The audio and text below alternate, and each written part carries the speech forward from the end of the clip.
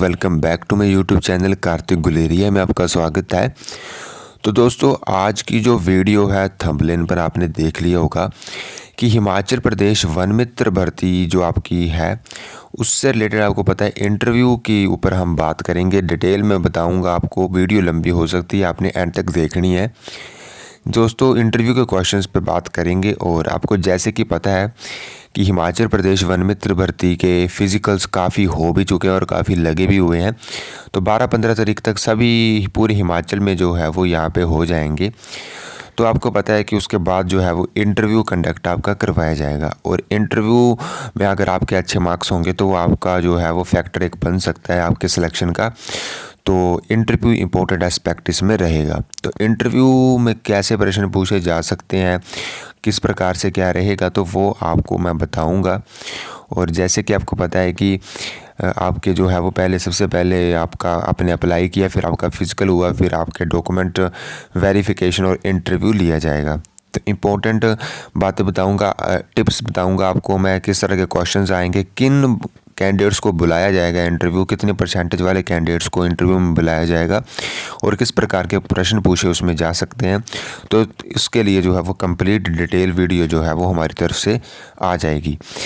तो सबसे पहले मैं यहाँ पे लिखा हुआ है कि किस तरह के प्रश्न जो हैं वो इंटरव्यू में पूछे जाएंगे। तो दोस्तों, सिंपल सी बात है कि आपका साक्षात्कार होगा, मतलब वो आपके बारे में जानेंगे। तो वहाँ पे सिंपल ही क्वेश्चंस आपसे पूछे जाएंगे। इंटरव्यू में आपसे बिल्कुल सिंपल क्वेश्चन पूछे जाएंगे जिसमें आपसे जो है वो आपके बारे में, आपकी फैमिली के बारे में, आप क्या करते हैं, आपकी क्या हॉबीज़ हैं, इन आदि के बारे में आपसे पूछा जाएगा। तो आपने बेझिझक जो है वो आंसर देना है, आपने डरना नहीं है। सिंपल तरीके से आपने आंसर देना है, आपने इंट्रोडक्शन देनी है, सिंपल क्वेश्चन आपसे पूछे जाएंगे। अपने ये बता देना है कि आपने क्या क्वालिफ़िकेशन की है, आप क्या करते हैं इस टाइम पे, और आपके फैमिली में कौन कौन है, और हॉबीज़ वगैरह आपने बता देनी है। तो इस प्रकार से पूछा जाएगा।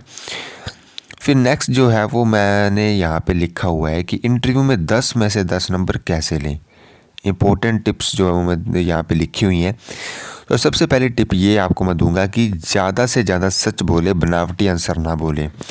मतलब कि जैसे आपसे पूछा गया कि आप जो है वो वन मित्र क्यों बनना चाहते हैं, तो आप बनावटी आंसर बोलने लग पड़े कि मुझे प्रकृति से बड़ा प्यार है और इस प्रकार से, और मैं जो है वो इस नौकरी में आज जो है वो इस सपने को पूरा कर सकता हूँ, और मुझे पेड़ पौधों से जो है बहुत लगाव है। ये थोड़ा बनावटी हो जाता है। अगर आपने सिंपल तरीके से बोलना होगा तो आप ऐसे बोल सकते हैं कि मुझे एक नौकरी की ज़रूरत है, मेरे घर की थोड़ी आर्थिक जो है वो हालत सही नहीं है, तो मुझे नौकरी की ज़रूरत है, इसलिए मैंने वन मित्र बनना चाहता हूँ और वन मित्र में अप्लाई किया हुआ है। तो इस प्रकार से भी आप बोल सकते हैं। फिर आपकी नेक्स्ट टिप जो है वो यहाँ पे लिखी हुई है मैंने कि जितना पूछा जाए आपने उतना ही बोलना है। अगर आपसे वो पूछते हैं कि आपने कि क्या क्वालिफ़िकेशन की है, तो आपने सिर्फ वही बताना है, ज़्यादा नहीं बताना है कि मैंने मतलब, समझ रहे हो ना आप, मतलब कि जितना आपसे पूछा जाए आपने उतना ही बोलना है, उससे ज़्यादा आपने नहीं बोलना है। फिर नेक्स्ट है कि कितने परसेंटेज वाले जो है वो यहाँ पे बच्चों को जो है वो इंटरव्यू के लिए बुलाया जाएगा। तो दोस्तों, यहाँ पे सिंपली जिनके भी 85% से प्लस हैं, 85% प्लस जिनके कैंडिडेट्स के मार्क्स हैं +2 में, तो उनको जो है वो यहाँ पे हाई चांसेस हैं कि इंटरव्यू में बुलाया जाएगा। जैसे कि आपको पता है कि इंटरव्यू में उन्होंने 3 कैंडिडेट्स को शॉर्टलिस्ट करना है, जिसमें कि आपकी एक यहाँ पे वन मित्र की एक कमेटी बनाई गई है वो जो आपका इंटरव्यू लेगी, जिसमें कि DFO, RO और SDO होंगे। 3 के सदस्यीय कमेटी है और इसमें 3 कैंडिडेट्स को बुलाया जाएगा, जिसमें कि एक को सिलेक्ट किया जाएगा और बाकी 2 को जो है वो वेटिंग लिस्ट में डाला जाएगा। तो कुछ इस प्रकार से है। तो 85% से प्लस जिनके जो है वो मार्क्स हैं, वो यहाँ पे जो है वो सिंपली उनको इंटरव्यू में बुलाया जाएगा। और जैसे कि आपको पता है कि हाई कोर्ट का PN की यहाँ पे रिज़ल्ट आया था, तो उसमें भी काफ़ी हाई परसेंटेज गई थी, वो भी कुछ इसी प्रकार से थी, उसमें भी +2 परसेंटेज की वेटेज थी। तो आप ये तो ना माने कि यहाँ पे कट ऑफ कम रही, कट ऑफ इसमें काफ़ी हाई जाएगी, क्योंकि काफ़ी कैंडिडेट्स ने इसमें अप्लाई किया हुआ है। इसमें कम से कम टोटल मिला के जो है वो 80+ मार्क्स जो है वो कट ऑफ जाएगी। तो आपको इंटरव्यू में अच्छा करना पड़ेगा, तभी आपसे जो है वो हो पाएगा। तो इंटरव्यू में पूछे जाने वाले इंपॉर्टेंट प्रश्न आपसे मैं बताऊंगा आपको कि कौन कौन से प्रश्न पूछे जाएंगे आपसे। तो सबसे पहले आपसे पूछा जा सकता है कि आप जो है वो अपने बारे में जो है वो कुछ बताइए। तो इसमें आपने जो है वो सिंपली इंट्रोडक्शन देना है और इसमें अपने अपना नाम, आप कहाँ के हैं और क्या करते हैं, और अपनी फैमिली में आपके कौन कौन है, और अपनी क्वालिफ़िकेशन आप बता सकते हैं। तो ये सारी बातें जो है वो आपने बता देनी है। फिर नेक्स्ट क्वेश्चन आपका आता है कि आप वन मित्र जो है वो क्यों बनाते हैं। तो मैंने आपको बताया कि आपने बनावटी आंसर बोलना होगा, तो आप इस प्रकार से बोल सकते हैं। बाकी सिंपल अगर आपने बोलना है वो आप पर डिपेंड करता है।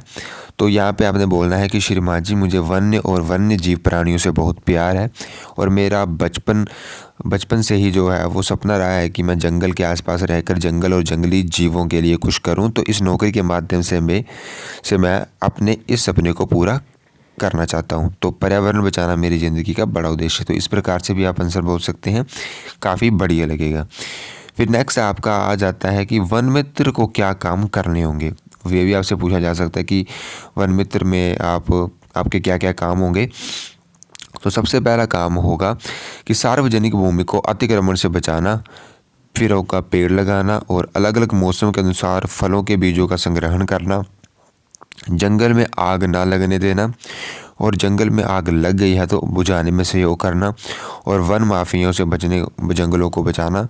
वन माफिया जैसे कि जो यहाँ पे पेड़ कटाव करते हैं, शिकार का वो करते हैं, वो सारे वन माफियाओं से बचना, जंगल को बचाना, और आसपास के लोगों में जंगलों से जो संबंधित जागरूकता उत्पन्न करना, ताकि हमारे आसपास के लोग भी जंगल को बचाने में संपूर्ण सहयोग दे सकें। तो कुछ इस प्रकार से ये कार्य जो है वो वन मित्र के होंगे। फिर नेक्स्ट क्वेश्चन आ जाता है कि आपका फॉरेस्ट मैनेजमेंट क्या है।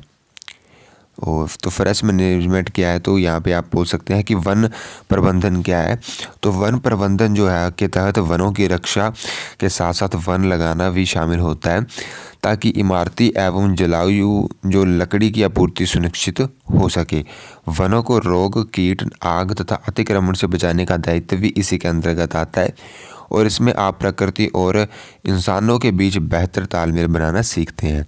वन प्रबंधन का मुख्य उद्देश्य सभी प्रकार के वनों के आर्थिक, सामाजिक और पर्यावरणीय पहलुओं को बनाए रखना और बढ़ाना है। तो इस प्रकार से आप बोल सकते हैं फॉरेस्ट मैनेजमेंट क्या है।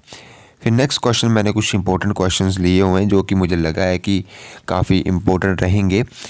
तो सिंपली यहाँ पे सबसे पहला क्वेश्चन है कि किस राज्य में सर्वाधिक वन क्षेत्र है। तो दोस्तों मध्य प्रदेश में जो है वो सर्वाधिक जो है वो आपके वन है, तो काफ़ी वन वाला एरिया है। तो नेक्स्ट क्वेश्चन है वन महोत्सव कब मनाया जाता है।